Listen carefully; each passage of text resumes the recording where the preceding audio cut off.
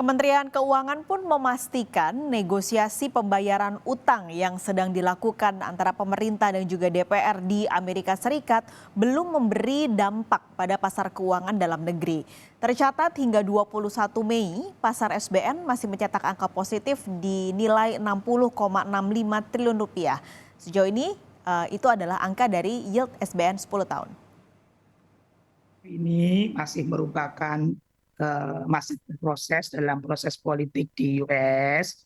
Sejauh ini kita belum melihat dampaknya yang signifikan terhadap pasar keuangan global, termasuk spillover pada pasar SBN kita.